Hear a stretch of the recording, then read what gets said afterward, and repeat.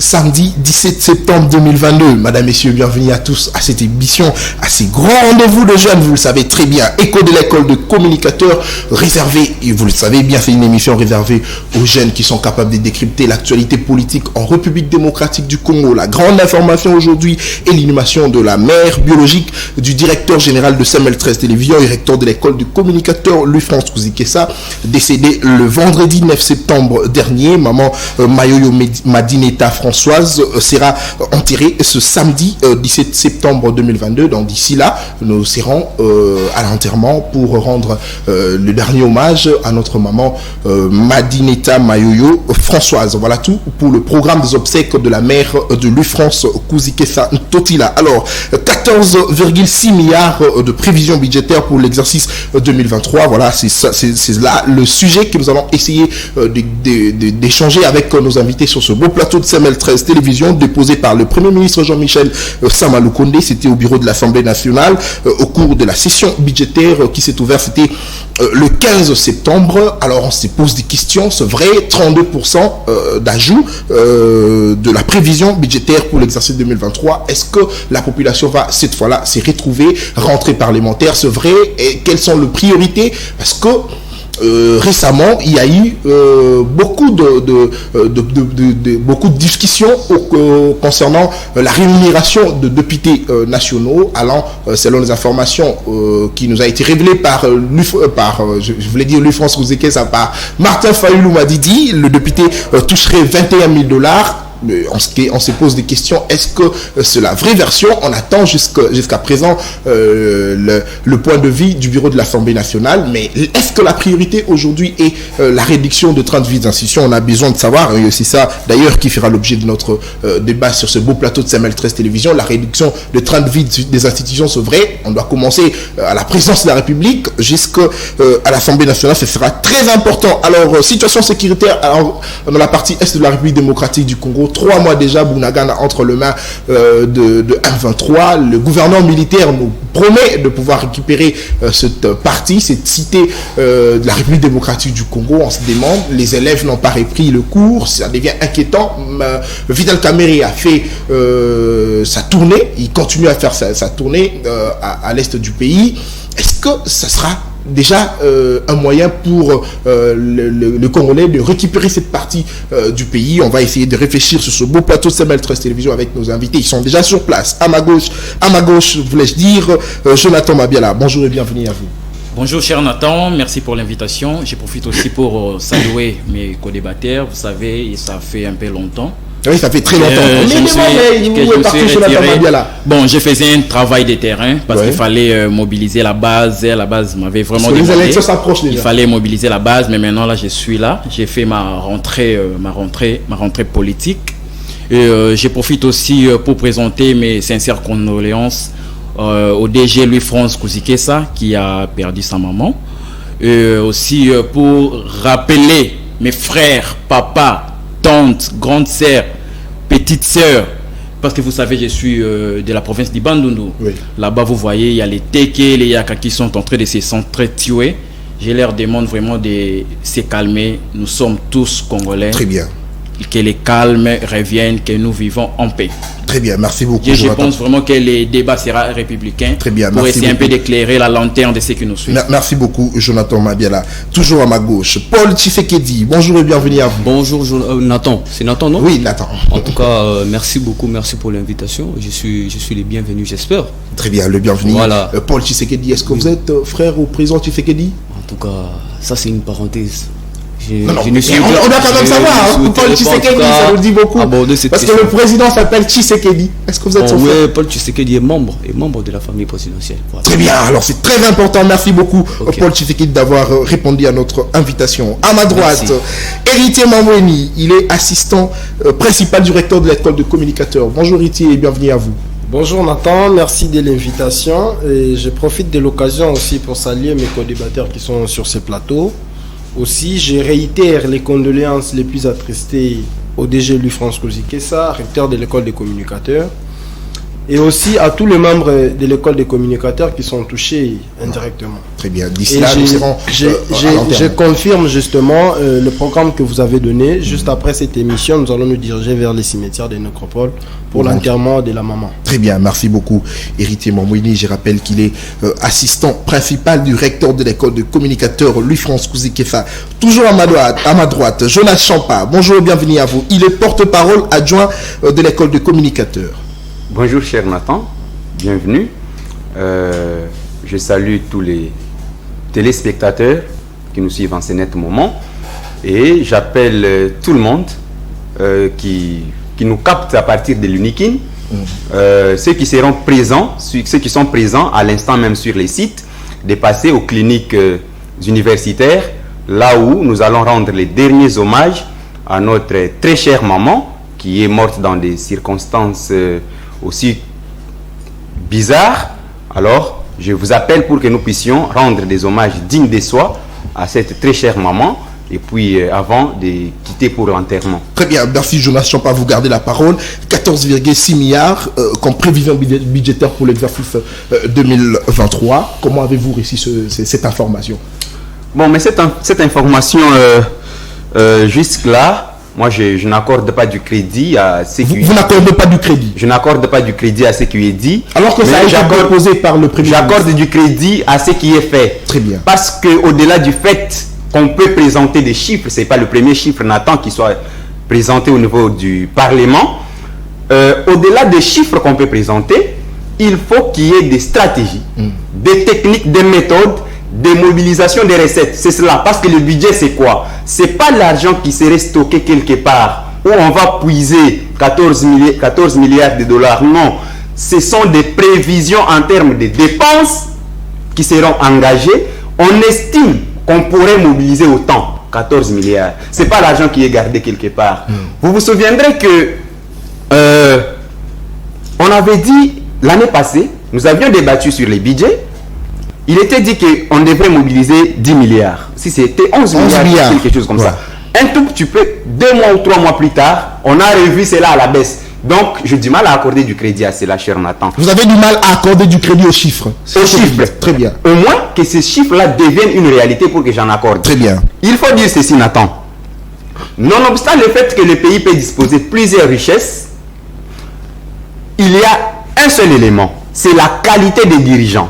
La qualité de la population qui détermine la richesse d'un pays simplement par le simple fait que ce sont les gens, ce sont les humains qui créent la richesse dans un pays. Vous avez deux catégories, les dirigeants et les dirigés. Si les dirigeants créent des conditions propices, créent un bon climat d'affaires dans un pays, les dirigés que nous sommes, allions cette fois-là, engager des moyens, faire de tout notre possible pour que nous puissions subvenir à nos propres besoins. C'est ça la mission régalienne de l'État.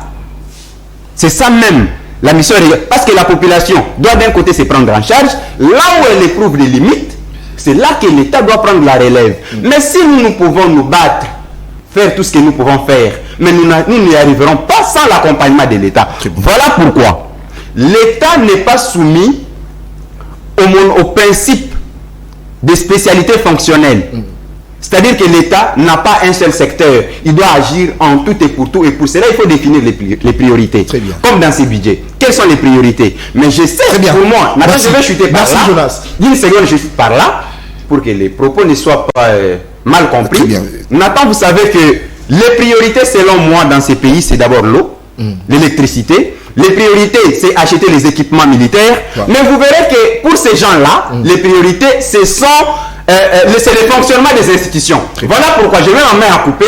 Vous verrez que le grand pourcentage qui sera accordé lorsque ce budget sera voté, ça sera pour le fonctionnement des institutions. Et là, nous ne pouvons pas dire qu'il y a une bonne volonté dans les chefs de politique. Je mets ma main en politique. Merci beaucoup. À couper si ce budget-là va accorder un plus grand nombre de pourcentages au secteur qui confine à la vie sociale. Très bien. Jonas Champa, porte-parole adjoint de l'école de communicateurs. Merci pour vos analyses. Jonathan Mabiala, 14,6 milliards.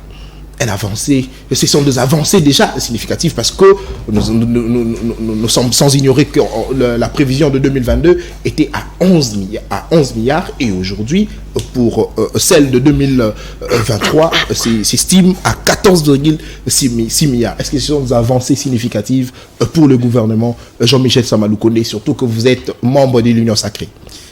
Merci beaucoup, cher Nathan, pour la parole. Bien sûr, vous l'avez dit, je profite d'abord pour féliciter les premiers ministres qui, comme d'habitude, ils les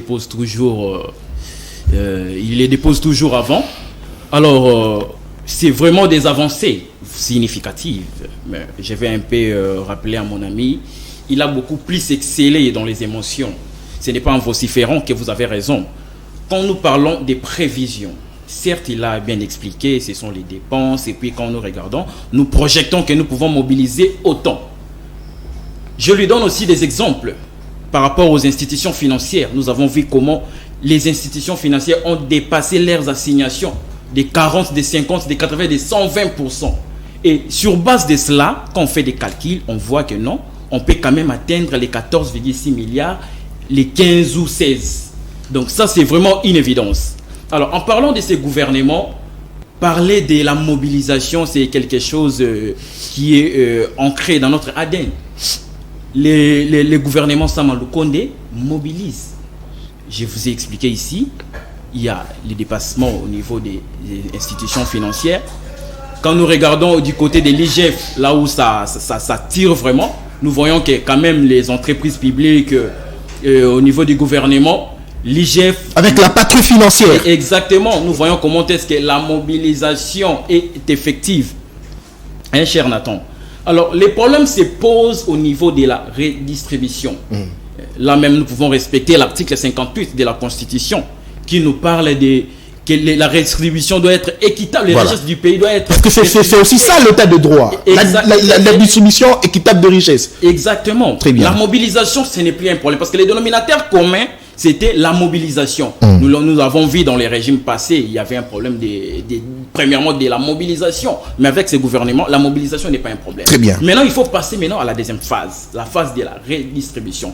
Vous savez, cher Nathan, quand la redistribution est équitable, il y aura les salaires qu'on doit payer aux fonctionnaires. Et en deuxième position, il y a ce qu'on appelle... il y a... comment dirais-je encore?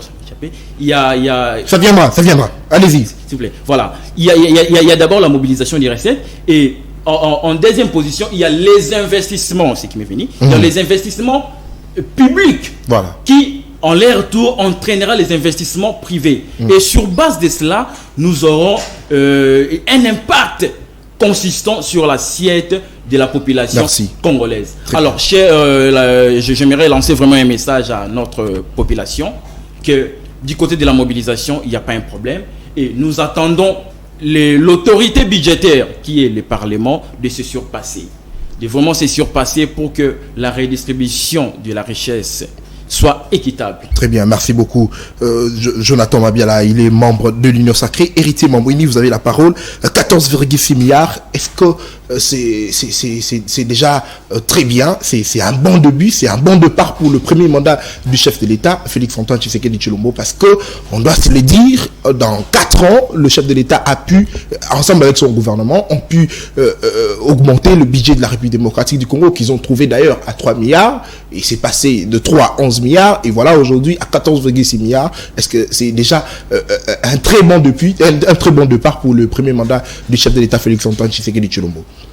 Nathan, merci de la parole. Moi, je pense que les intentions sont bonnes. Les intentions sont bonnes de la part de l'exécutif, du chef du gouvernement, messieurs les premiers ministres Sama Lukonde. Mais il faut se poser beaucoup de questions de savoir quand sera-t-il de la mobilisation de ces recettes, quand sera-t-il de l'allocation de ces ressources, Nathan. Attends, les budgets d'abord, c'est un document contenant les prévisions des recettes et des dépenses du pouvoir central et des provinces. C'est-à-dire que pour la population qui nous suit, c'est très important d'expliciter ces petites notions pour que la population sache. Parce qu'il y a beaucoup de confusion parfois lorsque les premiers ministres partent présenter les prévisions à l'Assemblée nationale. La population a tendance à croire que les 14 milliards existent déjà dans la caisse du Trésor public. Très bien. Et c'est très important d'en expliciter. Nathan, il y a Jonas qui a parlé des priorités. Dans ce qu'on appelle prévision budgétaire ou projet de budget, c'est tout un document où on a explicité ou expliqué comment on va mobiliser les recettes, comment les régies financières, à quelle hauteur sont capables de mobiliser ces recettes. Et surtout avec la patrouille financière de l'IGF que je salue d'ailleurs. Voilà. Parce que Nathan, je rappelle que mon mémoire s'articule autour de l'implication de l'IGF. Très bien, surtout que vous êtes étudiant en économie. Effectivement, très bien. La maximisation de recettes fiscales des régies financières congolaises. Donc je salue le travail que l'IGF fait et je confirme qu'au regard des données et des études menées, nos régies financières sont capables de mobiliser 14 milliards de dollars. Mais qu'en sera-t-il de la location de ces ressources? Les trains de vie des institutions. Parce que c'est là que nous allons en venir, Nathan. On n'arrive pas à mobiliser parfois des grosses sommes colossales pour notre budget, parce que déjà les institutions à elles seules nous consomment autant d'argent et inutilement, Nathan. Inutilement. Nous souhaitons bonne chance au gouvernement, mais surtout, nous interpellons l'Assemblée nationale, comme a dit Jonathan Mabiala. Ils sont seuls face au destin du pays. Ils sont les seules personnes habilitées à aider les pays et à décider en définitive de ces projets de loi, de ces projets qui a été proposé par les premiers ministres. Très bien, merci beaucoup Héritier Mambweni. Paul Tshisekedi, vous avez la parole. Est-ce que c'est déjà un premier pas, un très bon pas pour le chef de l'État, déjà de quitter, la même question que je posais à Héritier, de quitter de 3 milliards à 14 milliards aujourd'hui pendant 4 ans seulement? En tout cas, cher Nathan, merci pour l'octroi de la parole. Je pense bien que non, c'est vraiment une chose qui sera réalisable. C'est vraiment une chose qui sera réalisable. Donc, parce que en voyant ce que l'IGF, la DGI font plutôt, dirais-je, donc ce sont des avancées. Ce sont des avancées. Et j'ose croire que non, les gouvernements sont capables d'atteindre plutôt les 14,6 milliards. Mais je pense que... Allez-y. En tout cas, en écoutant mes collègues, en faisant une petite reculade, donc je pense que les amis ne peuvent pas dire que non, les gouvernements ne peuvent pas réaliser cela. Je crois que non, il est un peu trop loin de l'idée. Je vous donne un exemple concret. Depuis que je suis congolais, un tel chiffre, je ne l'ai jamais connu. C'est une vérité. C'est une vérité. Très bien. Un tel chiffre, donc je ne l'ai jamais connu depuis que je suis congolais dans ces pays. Alors, avec le gouvernement Sama Lukonde, avec les efforts du ministre des Finances, avec les efforts de la DGI, avec l'IGF, je suis très très confiant et persuasif que non, les gouvernements vont atteindre 14,6 milliards. C'est vrai, 14,6 milliards, mais Jonas Champa d'ailleurs a évoqué cela. Il a dit le regret ici serait que la grande partie reviendra aux institutions. Mais non, cher ami, soyons quand même sérieux, soyons quand même des gens qui ont la foi pour ceux-là qui nous dirigent. Ayons la foi envers nos dirigeants. Très bien. Nous sommes à l'église. Non, mon cher. Quand bien même que nous ne sommes pas à l'église, mais vous voyez quand même ce que le gouvernement fait. Vous allez me dire que non, le gouvernement Sama Lukonde ne fait absolument rien? Vous ne voyez pas toutes les réalisations du chef de l'État ou comment? C'est où? Très bien, merci beaucoup. Merci Paul Tshisekedi. Jonas Champa, vous avez la parole. Oui. Aujourd'hui, la rentrée parlementaire, quelles sont les priorités pour vous? Parce que déjà vous êtes citoyen congolais. Est-ce que la priorité est à la réduction de traite des institutions? Parce qu'on a assisté à un spectacle pendant que le député était en vacances parlementaires, avec la révélation de Martin Fayulu où il dit que le député touche 21 000 $. On n'a pas eu de précision de la part du bureau de l'Assemblée nationale parce qu'on devrait normalement avoir un communiqué là-dessus. Et aussi, la contradiction de ce député prouverait à suffisance que Martin Fayulu aurait raison par rapport à ce qu'il a avancé comme chiffre. Selon vous, quelles sont les priorités? Est-ce que les priorités sont à la réduction des 32 vides institutions? Oui, cher Nathan, vous savez, j'ai suivi beaucoup de gens qui ont dit du n'importe quoi. Je l'ai dit comme ça parce que les salaires des autorités ne peuvent pas être les salaires des gens qui sont votés, ne peut pas être un secret. Vous savez cela? Dans des pays démocratiques comme la RDC, les salaires du président de la République, les salaires des députés, les salaires des ministres ne peuvent pas être un secret. Ces salaires-là doivent être connus de tous. Pourquoi au Congo, cela demeure un secret jusqu'aujourd'hui? C'est un problème très sérieux. Et pourtant, quand vous allez ailleurs, la ligne budgétaire du salaire est bien prescrite. Et on peut bien voir les chiffres clairement. Héritier fait l'économie, je ne crois pas qu'il me contredirait là-dessus. Alors, les gens ont parlé de la capacité du gouvernement sur ces plateaux. Je voulais qu'on puisse me donner même 10 qualités, 10 facteurs déterminant la capacité de mobilisation des recettes de ces gouvernements. Sur quoi j'ai fondé, ça doit être M. Béton en face de moi qui l'a dit. Non, il s'appelle Paul Tshisekedi, il n'est pas Béton. Non, il n'est pas Béton, s'il vous plaît. Non, le Béton, c'est le président. Non, s'il vous plaît. Il s'appelle Paul Tshisekedi. J'ai suivi Paul dire que le gouvernement est capable. Qu'il me cite aujourd'hui 10 facteurs déterminant la capacité. Non, c'est pas à vous de poser des questions. S'il vous plaît. C'est pas à vous. La population a besoin de savoir. Non, s'il vous plaît. Parce qu'il a dit qu'on doit être sérieux dans ce que nous disons. Donc, il veut m'entraîner dans ce qu'il dit. Je dois aussi dire que le gouvernement est capable. Moi, je dis qu'il n'est pas capable. Sur quoi je fonde l'argument? Budget de 11 milliards, incapable de les mobiliser. Combien le gouvernement avait mobilisé l'année passée? On a réduit les budgets, monsieur. Mais comment est-ce que vous voulez que moi j'accorde du crédit à ces nouveaux chiffres qu'on vient de donner? Quels sont ces facteurs-là qui pourraient déterminer la capacité? J'ai suivi Jonathan dire autour de ces plateaux qu'il y a des excédents en termes de mobilisation. Messieurs, il n'y a pas d'excédent. Ça, ce sont des mensonges. Nous ne sommes pas des enfants pour eurer la population. Il ne faut pas eurer les la patrouille financière. Non, s'il vous plaît. Attendez. La patrouille financière. Des assignations. S'il vous plaît. Qu'est-ce qu'on appelle dépassement? Il ne faut pas déformer mes propos. Monsieur, moi j'ai fait. S'il vous plaît. Je donne à chacun 4 minutes. Et quand vous l'avez. Mais il ne peut pas mentir. S'il vous plaît. Vous consommez ces minutes et je vais carrément retirer. Ne vous inquiétez pas. Attendez, vous allez réagir à votre tour. Allez-y. Il a pris l'une de mes minutes. Nathan, je crois que ne vous inquiétez pas, s'il vous plaît. Allez-y. Il dit qu'il y a eu des excédents. Il y a maximisation des recettes. C'est ce qu'ils ont dit. Il y a maximisation des recettes, Nathan, pendant que la population croupit dans la misère. Nathan, le problème c'est quoi? Je ne suis pas technicien en économie. Mais je vais démontrer une petite chose. Vous êtes dans une maison. Votre papa gagne 1000 francs la semaine. C'est un exemple que je donne. Votre papa gagne 1000 francs la semaine. Vous ne mangez pas bien, il y a des problèmes, les besoins ne sont pas résolus parce que papa gagne 1000 francs la semaine. Mais le jour où papa commencera à gagner 10 000 francs la semaine, il y aura automatiquement changement, même dans les régimes alimentaires.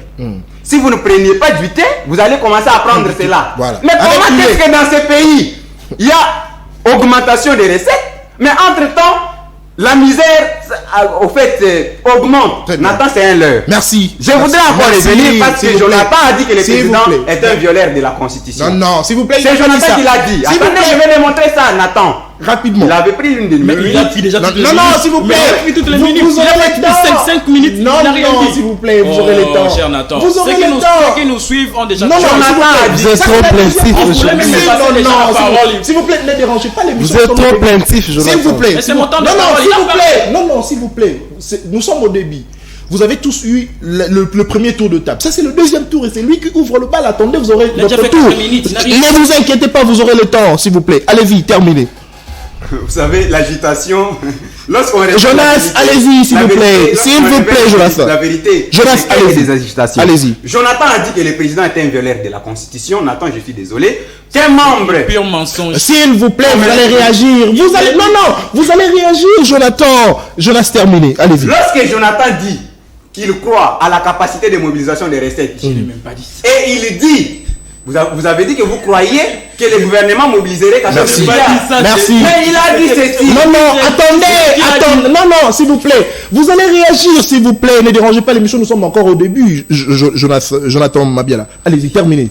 Jonathan a dit que le plus grand problème dans ces pays, c'est sur la répartition budgétaire. Donc, il accuse le régime qu'il soutient de violer la Constitution. Merci, Jonas. Alors, Jonathan Mabiala, vous avez la parole. Quelles sont les priorités aujourd'hui pour le député? Parce qu'on a assisté à un spectacle. 21 000 $, c'est ce que touche le député. Certains en y est. Il y a eu des contradictions entre eux. Et aujourd'hui, il y a rentrée parlementaire. D'ailleurs, c'est une session budgétaire. Est-ce que vous pensez que le député sera ouvert à travailler sur la réduction de train de vie des institutions?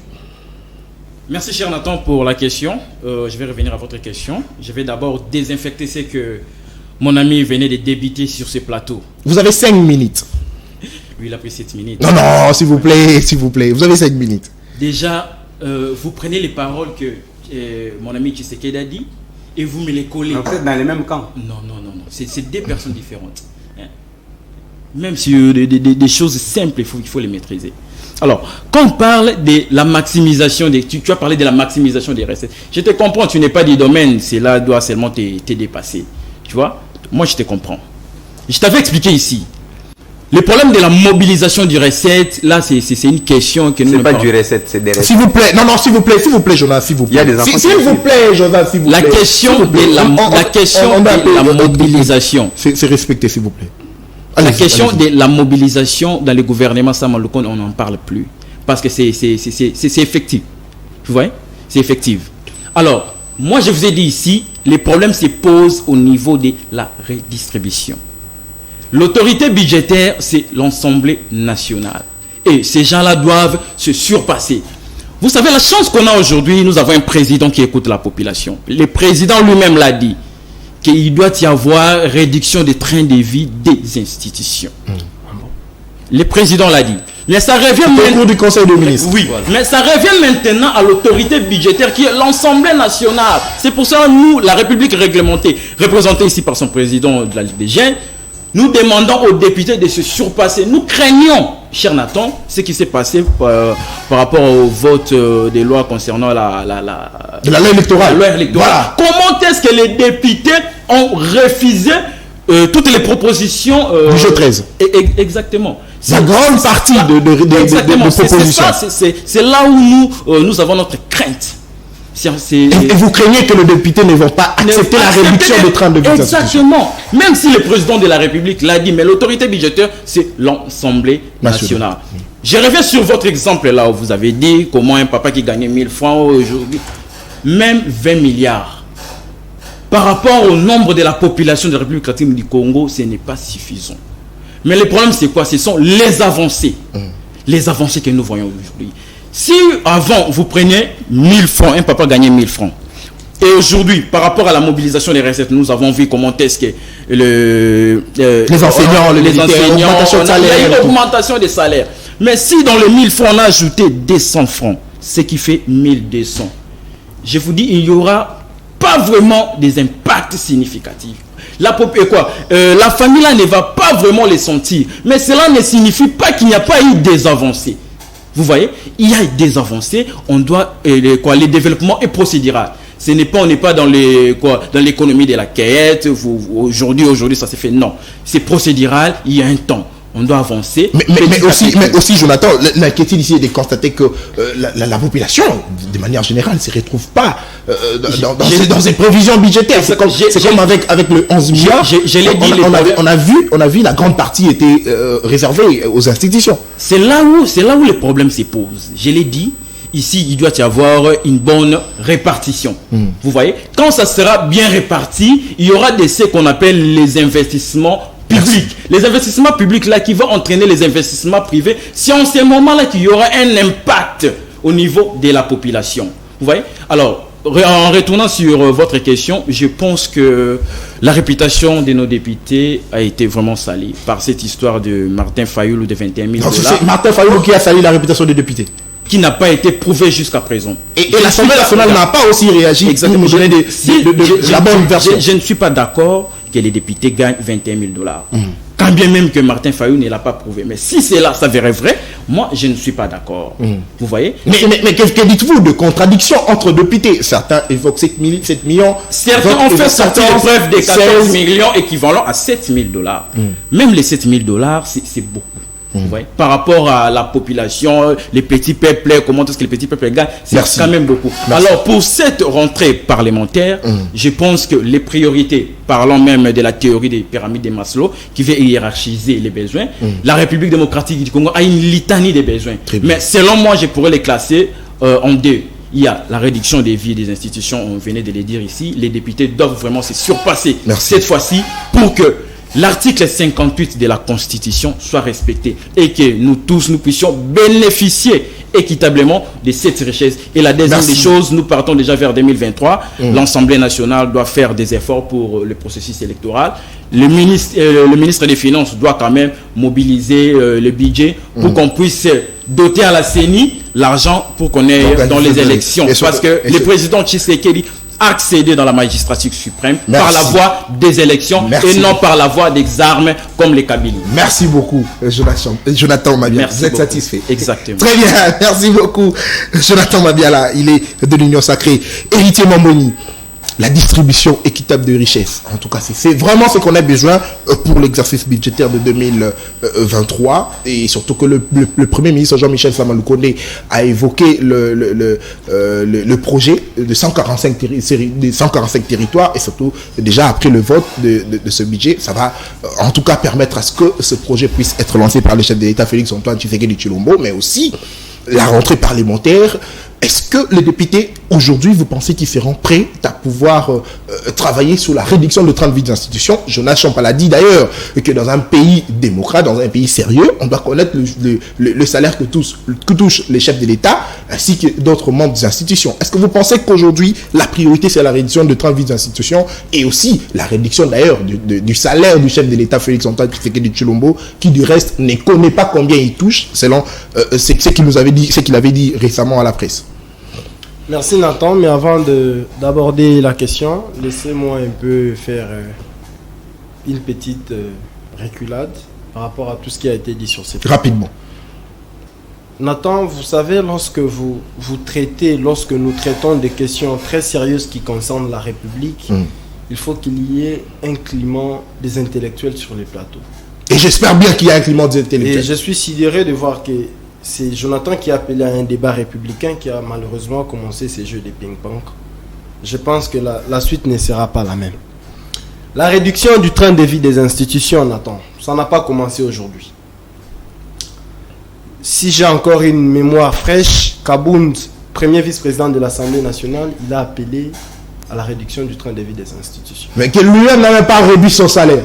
Et surtout qu'on n'est pas fêté combien. Que lui-même n'a pas réduit son salaire. La charité bien ordonnée commence par soi-même. Il ne pouvait pas le faire seul. C'est un travail qui nécessite les concours de tous les élus. Non, mais il pouvait quand même. Non, s'il vous plaît. Je vous donne un exemple. Denis Sessanga qui a donné son salaire pour la Covid-19 pour toute une année. Et c'est comme Kabound aussi. Il pouvait dire ça va, à partir d'aujourd'hui, je reçois des $1000 dans tout ce qu'on me paye. Le reste, vous le remettez dans la caisse de l'État. Dans tout ça, il ne faut pas voir plutôt les salaires que Kabound avait, mais plutôt la volonté de vouloir changer les choses. Très bien. C'est-à-dire que Kabound était un chef, je crois, premier vice-président de l'Assemblée nationale. Quand il initie une proposition de grande envergure comme ça, il y a de quoi se frotter les mains pour dire les députés peuvent adhérer à cette idée pour changer le train de vie des institutions. Mais Nathan, il se pose des problèmes très sérieux. J'espère que tout le monde ici est historien et nous avons tous suivi les procès 100 jours à la télévision. On parle de la réduction du train de vie des institutions, mais au cabinet du président de la République, on multiplie les salaires des agents x3. C'est Kamere qui l'a dit, à la RTNC. Au cours du procès 100 jours. Au cours du procès 100 jours.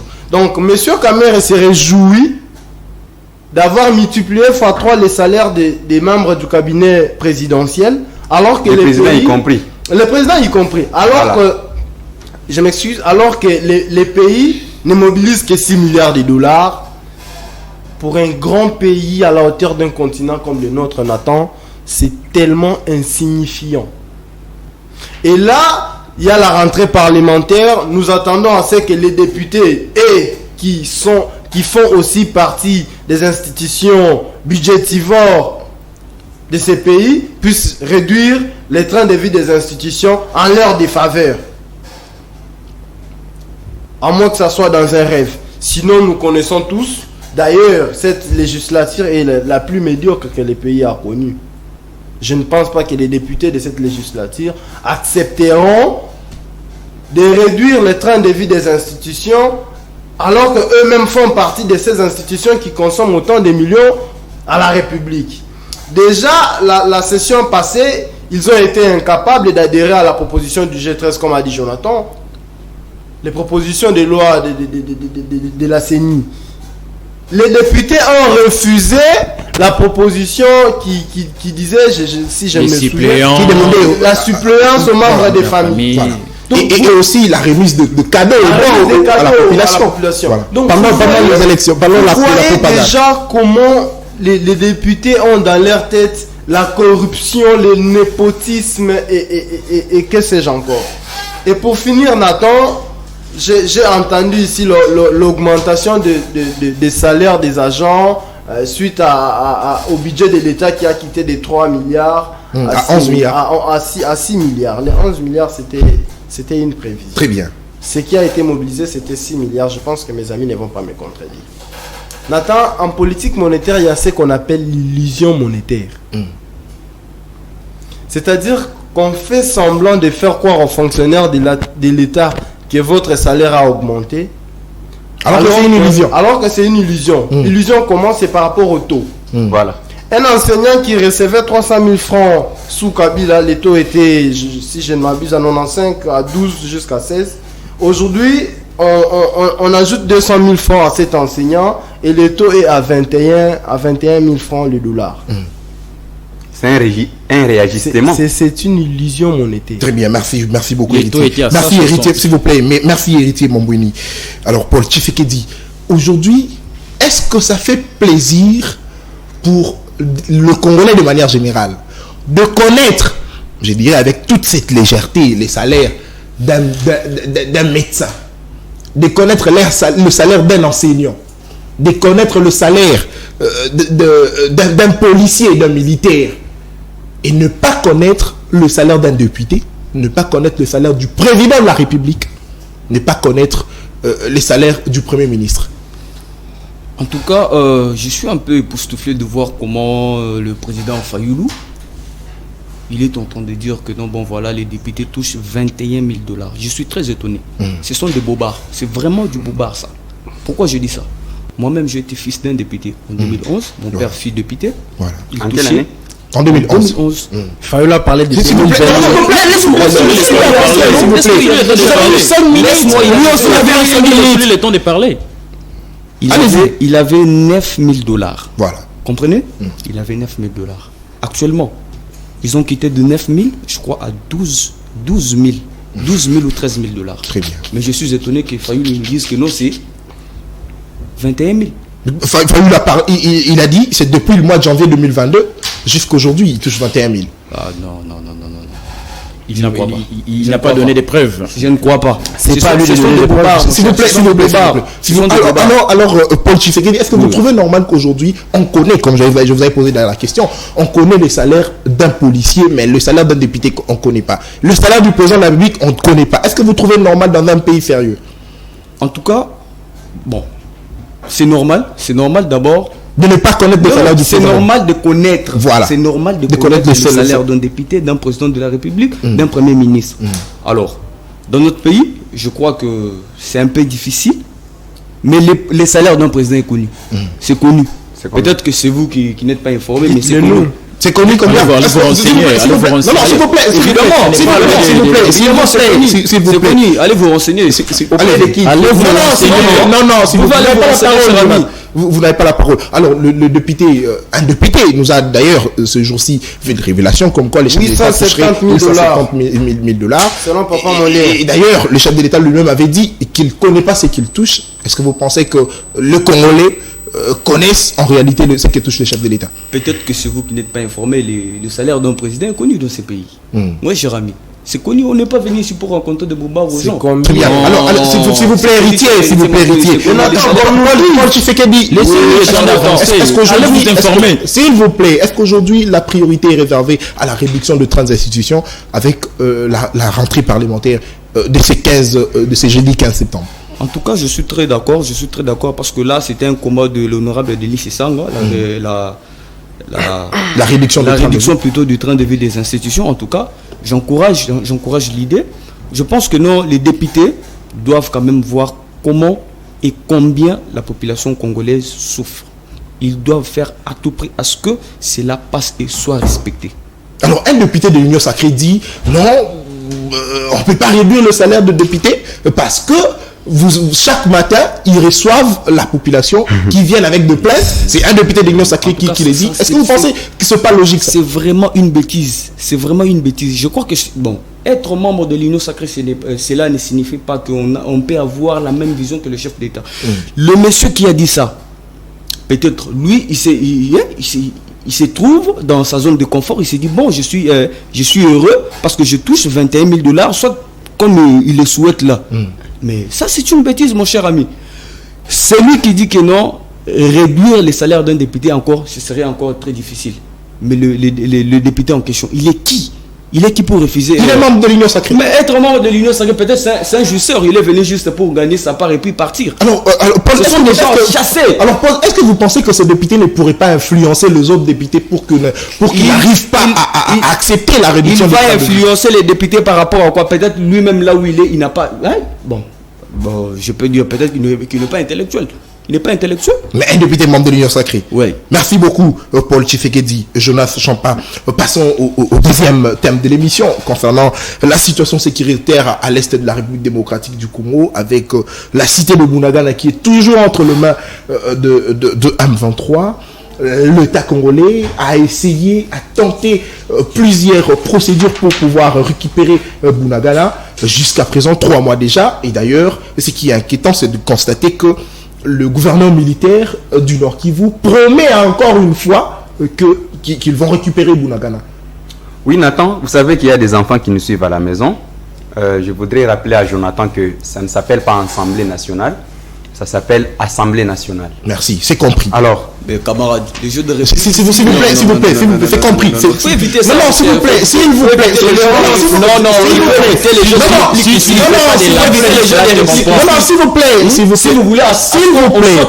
Non, Paul, s'il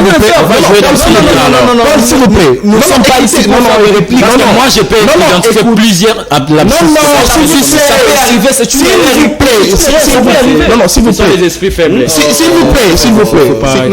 S'il vous plaît. Je n'aimerais pas ici que ça puisse choquer l'un d'entre nous, parce que c'est normal, je peux commettre une faute, mais ce n'est pas le moment approprié, Jonas, pour pouvoir porter correction à l'ami. Et je pense que la prochaine fois, cela ne pourra pas se passer de la sorte. Alors, vous avez la parole. Et venons à l'essentiel, Nathan. Très bien. J'ai posé une problématique ici fondamentale sur la présupposition que l'on a des capacités que disposeraient les gouvernements congolais sur la mobilisation des recettes. Parce que Jonathan a dit que là n'est pas le problème. C'est ça, c'est qu'il certifie que le gouvernement est capable de mobiliser. Mais j'ai posé quels sont les facteurs, Nathan, quels sont les facteurs? S'il vous plaît, il a dit c'est j'ai compris. S'il vous plaît, il a dit avec le mouvement, non, s'il vous plaît, Paul. Maintenant, j'ai compris ce qu'il a dit, je peux analyser. À la patrouille financière de l'IGF et aussi le travail que mène la direction générale des impôts. Nathan, ce que l'IGF fait, il fait un travail, mais c'est très insuffisant. Dans un pays où on peut facilement acheter toute une législature, il faut rappeler que le président Tshisekedi, dès le début, il n'avait pas toute cette majorité autour de lui, qui tourne aujourd'hui autour de lui. Où as-tu lié ces députés? Par quels moyens? Est-ce qu'on peut nous les dire? À cette époque-là, l'IGF n'était pas. Non, mais Nathan, on ne doit pas s'évaluer la face, la corruption dans ces pays. S'il vous plaît, Paul, vous aurez politique. La vision du chef de l'État. Non, s'il vous plaît, Paul, vous aurez le temps. Combien de députés ont été achetés? S'il vous plaît, vous avez des preuves qui ont été achetés. Selon ces députés, je vous ai connu élégant, s'il vous plaît, vous aurez le temps de parole. Sinon, je vous retire vos minutes pour donner à l'autre. des bêtises. Attends, s'il vous plaît, vous aurez le temps de parler. Nathan, je vous ai dit que lorsqu'on dit la vérité, vous savez, la devise de l'école des communicateurs, entre autres, c'est la justice, l'intégrité et la vérité. Nathan, lorsqu'on dit la vérité, vous savez, ça met l'agitation dans l'autre. C'est comme ça que allez à l'essentiel, nous sommes les députés ont été achetés. Donnez-nous les chiffres, c'est tout. Paul, s'il vous plaît, je vous ai connu. Combien un député vous aurez le temps. S'il vous plaît, vous aurez le temps, vous allez répliquer. Lorsque Molière vous dit qu'ils ont reçu... Mes camarades. Non, s'il vous plaît, Paul, vous aurez le temps. Ne dérangez pas l'émission, s'il vous plaît. Quand vous citez les... Non. Mais c'est un député national. Pourquoi pas prendre son exemple, s'il vous plaît? Vous aurez le temps, vous allez répliquer, Paul. Allez-y. Est-ce que vous connaissez ce qu'on appelle aveu en droit? Ce n'est pas à vous de poser les questions. Un aveu, c'est quoi? Ce n'est pas. Parce qu'il y a des notions qui vous échappent. Jonas, situation sécuritaire à l'Est, Bounagan a 3 mois. S'il vous plaît, si vous répondez à la question. Les gars, Bounagan a expliqué ça. Oh là là. C'est pas Vous dérangez l'émission, s'il vous plaît. C'est pas parce que je suis. Nathan, c'est pas parce que je m'étais. Non, Jonas. S'il vous plaît, nous devons respecter.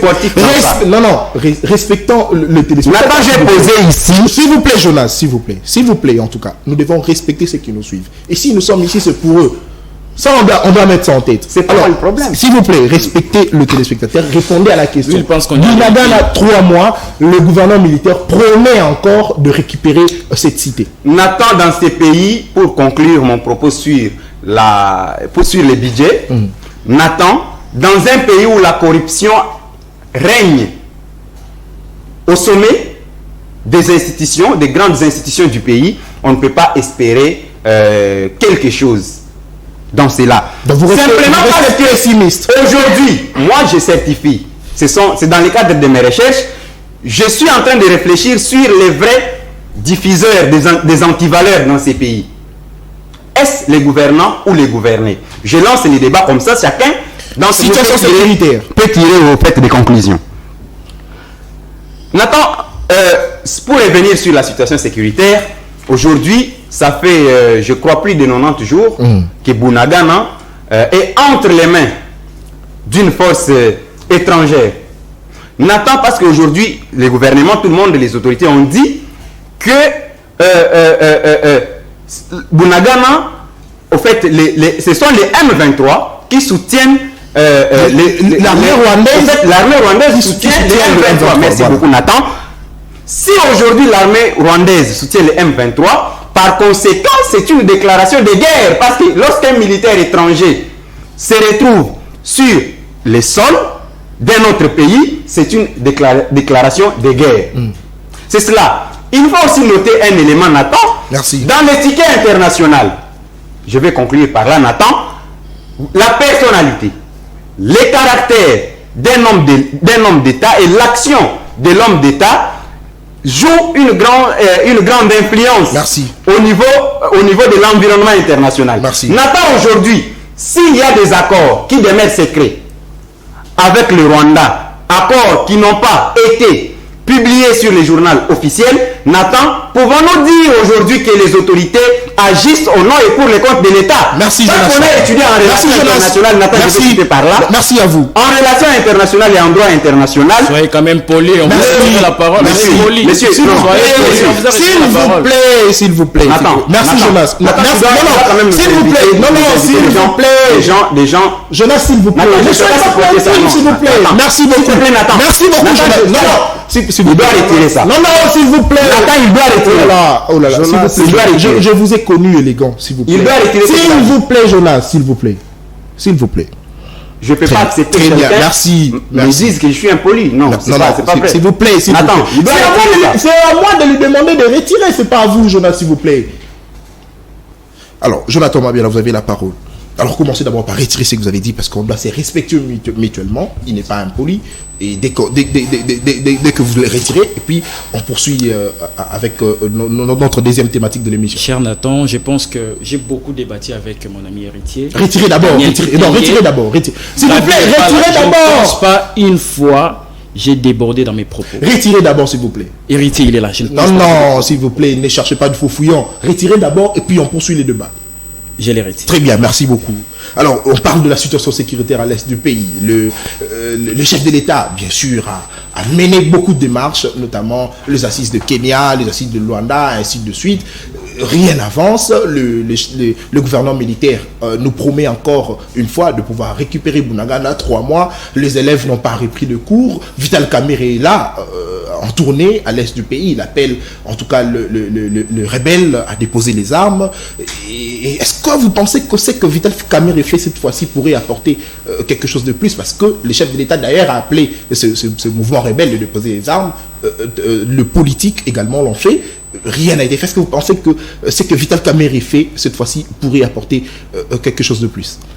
Merci cher Nathan pour la question. Je vais revenir sur votre question, mais laissez-moi un peu le temps de désinfecter, un peu d'éclaircir rapidement ceux qui nous suivent par rapport à tout ce qui ont de tout ce que les amis ont débité ici. Quand mon cher ami héritier Mabweni parle de l'illusion monétaire, c'est bien beau, mais moi je vous donne les faits. Les chiffres ne montent pas. En 2019, les taux étaient à 1600. Et nous prenons seulement l'exemple d'un professeur. Les professeurs touchaient 155 000 francs congolais, avec dans les taux de 1600. Un professeur d'université ou non, de l'école primaire. On est dans la gratuité. Très bien. Et aujourd'hui, un enseignant touche 321 000 francs et 321 000 francs congolais. Une augmentation de 107%. Les taux. S'il vous plaît, héritier. Une augmentation de 107. Les taux étaient à 1600. Et aujourd'hui, les taux est à 20 000. Et à 20 000. Combien 21 000. Même 22. Même 22. Même 23. Si nous regardons seulement l'augmentation de 107%, nous verrons vraiment qu'il y a des retombées. Situation sécuritaire. S'il vous plaît, cher Nathan. Il y aura vraiment des retombées. Alors, la situation sécuritaire à l'est du pays, je pense que c'est une question purement stratégique et technique. On ne peut pas venir dans un plateau de télévision, commencer à débiter des choses, des suppositions, parler de n'importe quoi. Je pense que nous avons suivi récemment. Non, mais ça nous intéresse. Exactement. Mais ne dites pas que ce sont n'importe quoi. Non, regarde. S'il vous plaît, Jonathan. Ne dites pas que c'est n'importe quoi. Je le retire. Exactement. Mais nous serons dans les superficiels. Vous ne vivez pas à l'est du pays, raison pour laquelle vous je suis ne sentez pas ce que ressentent non, ce n'est pas ça. Ce n'est pas ça. J'ai des amis qui sont là-bas. J'ai la famille qui est à l'est. Vous voyez? Alors, nous serons dans les superficiels. Les personnes qui connaissent la gravité de la chose et qui connaissent les stratégies qu'ils doivent mettre en place, ce sont ceux qui nous dirigent. Ouais. Nous parlons de l'armée, nous avons suivi récemment là, les généraux. Il nous a dit bientôt là, Bunagana sera récupéré. Je pense que s'il y a des Congolais qui réfléchissent, comme Vital Kamerhe, comme mon ami héritier, nous tous ici, nous pouvons apporter notre pierre à l'édifice. C'est ce qui a été fait. Nous pouvons toujours ça n'a rien apporté jusque-là. On ne peut pas quand même snobber le poids qu'a M. Vital Kamerhe au niveau de l'Est.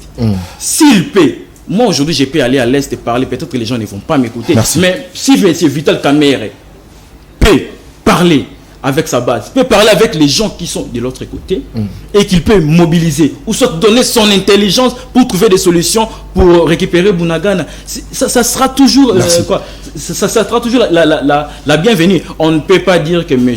Vital Kamerhe, comme il est allé à l'est et là-bas, il n'y aura rien qui va se faire. Non, donnons le temps. Le président de la République avec les gouvernements multiplie les efforts, multiplie des stratégies. Aujourd'hui, c'est parce que le président de la République a refusé qu'il y ait brassage, mixage dans l'armée, que nous voyons jusqu'à présent, Bunagana est toujours pris.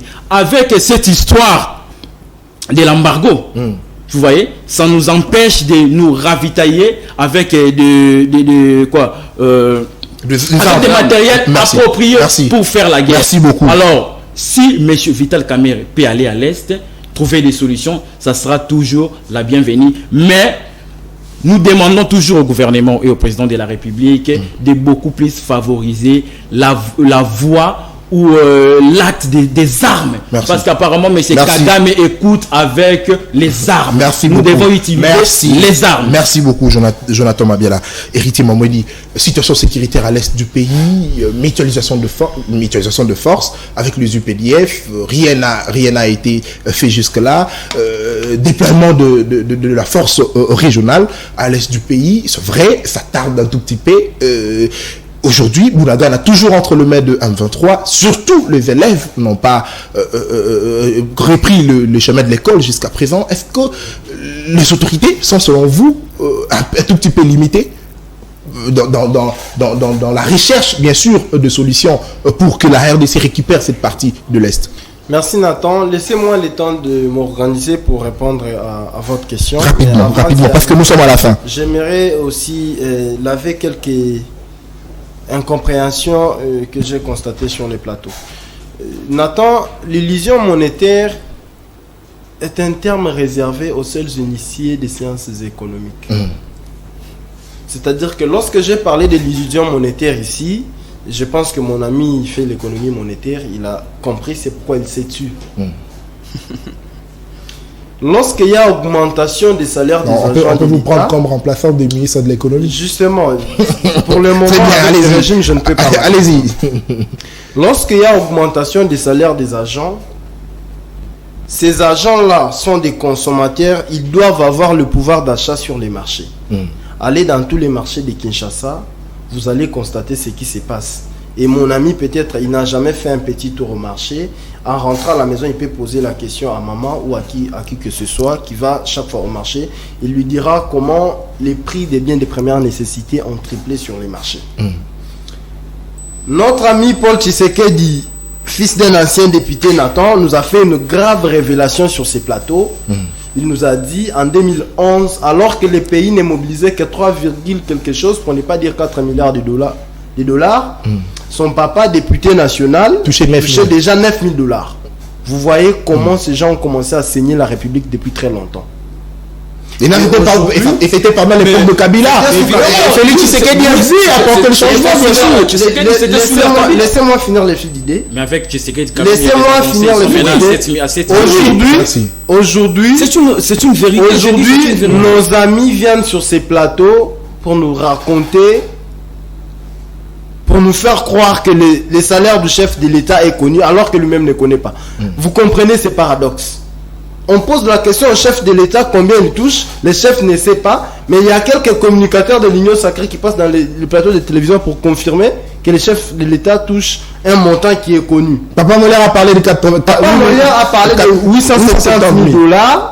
C'est un député national de l'Union sacrée.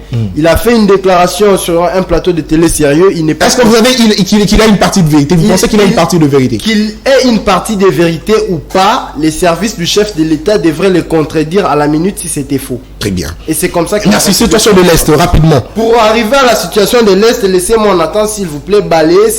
Rapidement, nous sommes à la fin.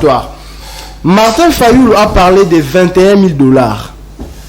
Martin Fayoulou, c'est un président d'un parti politique qui regorge en son sein des députés nationaux. Mais n'est-ce pas qu'il bouffe cet argent? S'il vous plaît, vous aurez le temps. Martin Fayoulou a parlé de 21 000 dollars.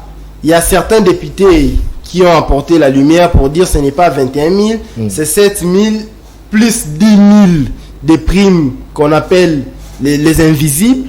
C'est ce qui avait fait 17 000. Chacun apportait ses chiffres. Et l'organe habilité pour nous dire la vérité, ça aurait été les bureaux de Mbosso. Malheureusement, qui a aussi été pris dans ce jeu de ping-pong sans donner la démonstration des chiffres pour contredire Fayoulou. Et ce n'est pas des communicateurs de l'Union sacrée qui viendront le contredire sur un plateau de télévision. Ils sont très sérieux. Situation sécuritaire, rapidement. Situation sécuritaire à l'est du pays. Nous sommes des cœurs avec nos frères de l'est qui souffrent tous les jours. Et surtout ceux qui n'ont pas repris le chemin de l'école. Surtout ceux qui n'ont pas repris le chemin de l'école. Nathan, vous savez, c'est depuis des décennies qu'il y a toujours des situations macabre à l'est de notre pays.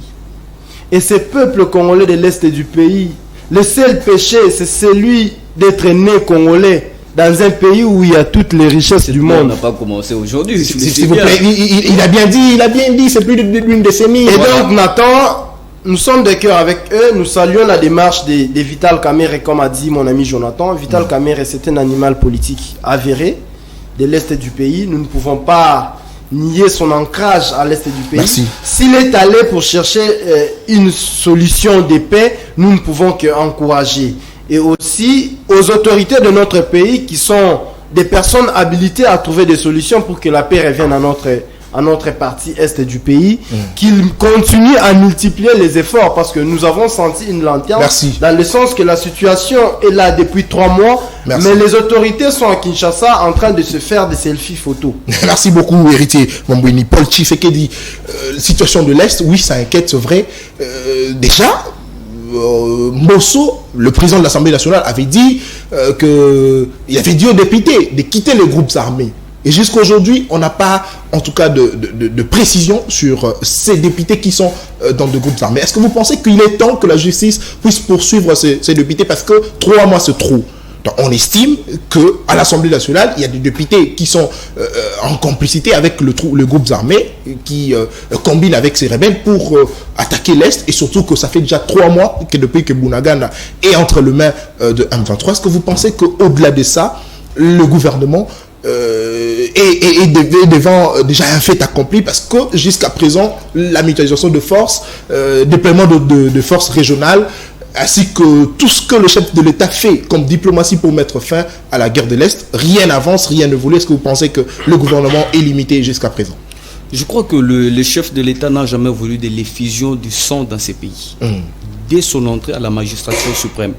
Je pense que non, toutes les stratégies sont en train d'être mises pour essayer pour chasser ces rebelles qui occupent Bunagana pendant un moment. Je pense que Mbosso, oui, le président Mbosso avait dit que non, il y a des députés rebelles qui sont à l'Assemblée nationale. Bon, je ne peux pas citer les noms, mais je connais quelques-uns. Alors, je crois que non, oui, je connais quelques-uns. Vous connaissez quelques-uns? Oui, très bien. Merci beaucoup. Et Mbosso également, vous connaissez quelques-uns. Voilà. Très bien. Alors, je crois qu'en économie, il y a ce qu'on appelle des politiques discrétionnaires. Je crois que les mêmes politiques discrétionnaires peuvent être utilisées par l'armée et la police congolaise. Je crois que ce sont les mêmes politiques qui sont en train d'être utilisées. Je crois que non, c'est une stratégie. Je suis confiant et je suis sûr que c'est une stratégie. Et je pense que bientôt Bunagana sera récupéré. Comme l'a dit le gouvernement. Évidemment, Bunagana sera bientôt récupéré. Mais surtout l'inquiétude est que les élèves n'ont pas encore repris le chemin de l'école. Et selon les informations, Kagame aurait même distribué le cahier aux élèves. Bon, est-ce que vous savez bien comment le président Kagame fonctionne, hein? Vous savez bien comment il fonctionne. Donc, je vous rassure que Bunagana sera bientôt récupéré. Merci beaucoup. Alors, nous sommes arrivés à la fin de cette émission. 1 minute à chacun pour la conclusion. 1 minute à chacun pour la conclusion. Jonas Champa, rapidement, vous avez la parole. Attends, vous savez que j'étais très choqué. Et comme je prends à témoin les directeurs de cabinet, moi-même, je suis porte-parole de l'école de communicateurs. Et je voudrais que Jonathan soit sanctionné. Non, s'il vous plaît. Non, s'il vous plaît. Je vais m'impliquer. S'il vous plaît. Je suis très désolé d'apprendre cela de vous. Nous comprenons que si c'est sa chaîne, je ne viendrai plus. Non, si c'est sa chaîne, il vient de nous demander que c'est sa chaîne. Pas jusque-là. C'est votre chaîne et que nous n'allons plus venir. Pas jusque là, cher ami. Cher ami, c'est sa chaîne.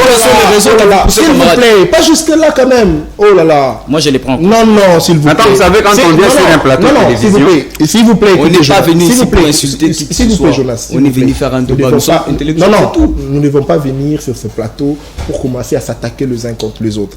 S'il vous plaît, j'aimerais que la démocratie que nous voulons que ce pays puisse, que les chefs de l'État puissent prôner dans ce pays, que cette démocratie puisse aussi régner dans ce plateau de télévision. Soyez élégants, et surtout que je vous ai connu élégant, soyez sportifs, parce que c'est très important. Le débat contradictoire, c'est aussi ça. Le choc des idées, c'est aussi ça. Les chocs d'idées. Retirez avant de conclure, s'il vous plaît. Je vais retirer. Retirez, s'il vous plaît. Non, s'il vous plaît. Retirez avant de conclure, s'il vous plaît. Je retire, Nathan. Sportif en tout cas. Nathan, vous savez que l'élégance n'a rien d'insulte. S'il vous plaît, je ne peux pas accepter qu'en mon âge, quelqu'un puisse les faire. Non, s'il vous plaît. Et ceux qui sont à la maison savent déjà que c'est ça le débat qui nous intéresse, s'il vous plaît. Vous devez conjuguer l'effort de ne plus appeler des gens qui ont une insuffisance mentale. Merci beaucoup. Mesdames et messieurs, l'émission est terminée. Le rendez-vous est pris pour le samedi prochain avec le même plaisir. D'ici là, portez-vous bien. Au revoir. Ah ouais.